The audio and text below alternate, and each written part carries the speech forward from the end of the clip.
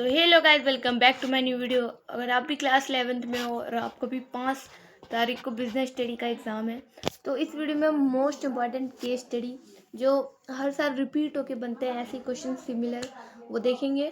और भी हमने इम्पॉर्टेंट क्वेश्चन का वीडियो हमने पिछले वीडियो में देखा था। अगर नहीं देखा है तो आप जरूर देख लेना, और अगर आपको PDF चाहिए तो कमेंट में ज़रूर बताना। तो चलिए वीडियो को स्टार्ट करते हैं।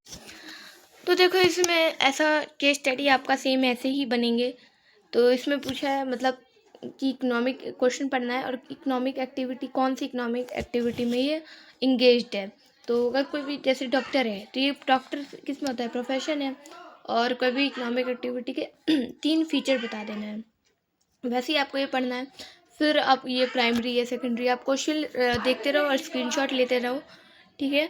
और ऑब्जेक्टिव आपको देख के इसमें ऑब्जेक्टिव बताना है, और कोई भी अदर ऑब्जेक्टिव बिजनेस का बता देना है। कोई भी जैसे कि एक ऑब्जेक्टिव मेन ऑब्जेक्टिव तो होता है प्रॉफिट, अदर हो गया survival, growth, efficiency of business, reward for bearing the risk, improve goodwill and reputation of country, and define business risk. Business risk, it is the uh, uh, possibility of inadequate profit or loss due to unexpected movement and ठीक है, और which are beyond of control of human. तो ये हो जाएगा business का define हो जाएगा विच है।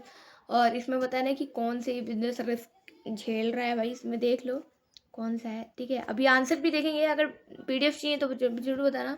और अदर फीचर बता देना है आपको, 3 फीचर बिजनेस रिस्क के क्योंकि होते हैं। एक तो अनसर्टेनिटीज़ की वजह से होता है, और it essential part of every business है। It arise due to uncertainties movement, it is essential part of every movement, it arise due to uncertainties. और reward for bearing the risk, अगर बिजनेस रिस्क होगा ना तो उतना ही पैसे होंगे, ठीक है। और एक और पॉइंट है, it depend on the nature and size of the business. अगर जितना बड़ा आपका बिजनेस है उतना ज़्यादा रिस्क होगा और उतना ज़्यादा भी प्रॉफिट भी होगा, ठीक है ना। तो वैसे ही auxiliaries to trade what are, भाई ये बताना है। तो auxiliaries to trade, the activity which help in smooth flow of trade are known as auxiliaries to trade. This activity buying and selling of good more easy, ये trade को बहुत ही easy बना देता है। और ये वेरियस टाइप को hindrance को हटाता है, जैसे कि अगर आपको ट्रांसपोर्ट, अगर आपको प्लेस का हिंड्रेंस है, ऑब्स्टिकल है, हटाना है। अगर आपको स्टोरेज का प्रॉब्लम है तो वेयर हाउसिंग, रिस्क है तो इंश्योरेंस ले लो, अगर फाइनेंस चाहिए तो बैंकिंग, अगर प्रोडक्ट के बारे में एडवर्टाइज करना है तो एडवर्टाइजमेंट, ये ठीक है। और इसका 5 से 6 मार्क्स का बनता भी है। ट्रेड इंपॉर्टेंट है, और इसे पढ़ के आपको बताना है कि कौन सा ऑक्सिलरीज टू ट्रेड है, ठीक है। सोल प्रोप्राइटरशिप का इसमें देख के बताना है कौन सा लिमिटेशन है, और अदर कौन क्या, अनलिमिटेड रिसोर्स एक तो हो गया, sorry limited resource, unlimited liability, sorry दोस्तों एक बार फिर से, unlimited unlimited liability, limited resource, limited manager skill और लैक ऑफ बिजनेस कंटिन्यूटी। इन जो सोल प्रोप्राइटरशिप होता है उसका एक तो अनलिमिटेड लाइबिलिटी होता है, उसे अपना पर्सनल एसेट भेजना पड़ेगा, और लिमिटेड लाइबिलिटी रहेगा। लैक ऑफ बिजनेस का, अगर वो इन कैपेसिटी, इंसॉल्वेंट या इन एलिमेंट हो जाता है तो तो बिजनेस भी बंद हो जाएगा, और मैनेजर स्किल लैक होता है, मतलब हर चीज़ में वो नहीं अच्छा हो सकता है। तो ये आप पढ़ के आप बता देना कि कौन सा है पार्टनरशिप, जॉइंट, हिंदी, फैमिली, ये वाला भी इम्पोर्टेंट है, ठीक है। स्क्रीनशॉट लेते रहो, ये क्वेश्चन आप जरूर करना, इसमें से ही कुछ क्वेश्चन ही आएंगे। और रेलवे, इंडियन रेलवे वाला हमने देखा था एक और वीडियो में। इंडियन रेलवे डिपार्टमेंट अंडरटेकिंग के अंदर आ जाएगा, इसके फीचर्स भी आप देख लेना। और नेशनल, ये MNC होगा, ठीक है, मल्टीनेशनल ग्लोबल एंटरप्राइज, इसका ट्रांसनेशनल ग्लोबल एंटरप्राइज भी इसका अदर नेम है। और NEFT का आप फुल फॉर्म आपको पता है तो कमेंट में जरूर उसे ज़रूर लिखें। ये क्वेश्चन आप जरूर अभी इसका आंसर भी देखेंगे, और ये वीडियो आपके लिए बहुत ही इम्पोर्टेंट होने जा रहा है, ये तो आप स्क्रीनशॉट लेते रहो। अगर PDF चाहिए तो ज़रूर से ज़रूर कमेंट में बताना।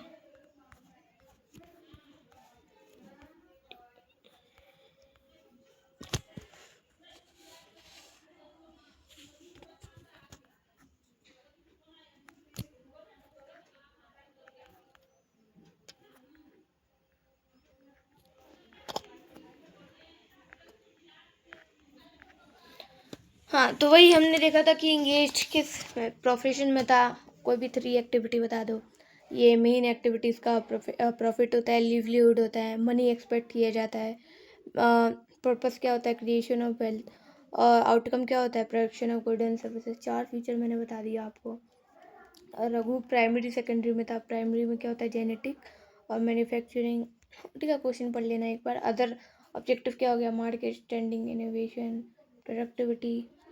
ठीक है, और ये देख लो आप, ये आंसर है। ये वाला इम्पोर्टेंट है, हर साल रिपीट होता है ये वाला। तो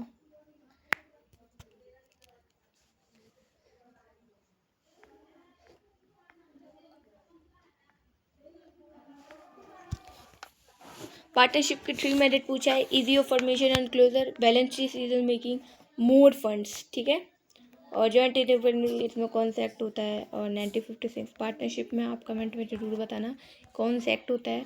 सारे एक्ट बता दो आप कमेंट में, ठीक है। से आपका भी रिवीजन होगा, और कमेंट में होमवर्क ज़रूर बताना, ठीक है।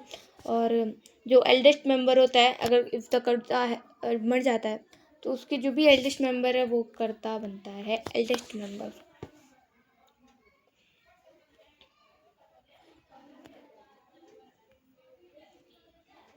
हमने पिछली वीडियो में क्वेश्चन, इम्पोर्टेंट क्वेश्चन और सैम्पल पेपर भी देखा था, तो वो भी आप वीडियो देख सकते हो।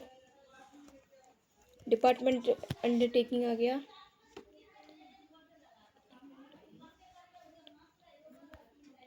वो देखो मल्टीनेशनल कंपनी आ गया। नेक्स्ट फीचर क्या है, huge capital, advance technology, product innovation, foreign collaboration भी होता है, और एफिशिएंट यूटिलाइजेशन ऑफ सोर्स होता है। सर्विस कैसा होता है, इंटेंजिबल, इनसेपरेबल, इन्वेंट्री। और अगर आपको चैप्टर समझना है तो मैंने with in 10 minute her chapter business study का एक्सप्लेनेशन के साथ अच्छे से समझाया है, तो वो भी देख लेना। और प्रिंसिपल आप सारे देख लेना, सारे इंपॉर्टेंट है, कुछ भी आ सकता है, ठीक है। 3 लिमिटेशन उसका पूछा था, तो लो पर्सनल टच है, और इनकॉन्ग्रुएंस बिटवीन और taken giving net for need for technology capability and competence. हाँ, तो ये भी इम्पोर्टेंट है। सोशल रिस्पॉन्सिबिलिटी के अदर ऑल कौन कौन से होते हैं, डिस्क्रिशनरी रिस्पॉन्सिबिलिटी, यानी जब हम कुछ अपने मर्जी से देते हैं, जैसे कि अगर मान लो हमारे अर्थक्वेक आ गया, तो हम गरीबों में अब डोनेट कर देते हैं, चैरिटी करते हैं, ठीक है। तो उसको हम बोलते हैं डिस्क्रिशनरी रिस्पॉन्सिबिलिटी, इकोनॉमिक रिस्पॉन्सिबिलिटी और लीगल रिस्पॉन्सिबिलिटी, ठीक है। और बिजनेस एथिक्स क्या होता है, ये मॉडल वैल्यूज होते हैं, नॉर्म फॉर्म्स, जिसमें बताता है कि क्या सही है और क्या गलत है। अब बेसिक एलिमेंट इसके क्या हो गया, टॉप मैनेजमेंट कमिटमेंट, यानी हमें मैनेजमेंट बनाना पड़ेगा। पब्लिकेशन ऑफ कोड, यानी कि रूल्स और रेगुलेशन बनाना पड़ेगा, और उसको फॉलो करने वाला भी चाहिए। और involving employment and all level. और ट्रेड क्रेडिट और कमर्शियल बैंक में डिफरेंस, इसका 2 मेरिट पूछा था उसमें। ट्रेड क्रेडिट ये प्रोवाइड किया जाता है विदाउट एनी सिक्योरिटी, एंड इसमें रेपुटेशन अच्छा होता है, ठीक है। जैसे कि कोई भी होलसेलर रिटेलर को सामान बेचता है ना क्रेडिट में, उसी को हम ट्रेड क्रेडिट ऐसा बोल सकते हैं। और कमर्शियल बैंक से एक तो कॉन्फिडेंशियल इन्फॉर्मेशन, उसे बहुत सारा कॉन्फिडेंशियल इन्फॉर्मेशन देना पड़ेगा, और कन्वीनियंट है, ईजी है भाई, ठीक है, लोन देना।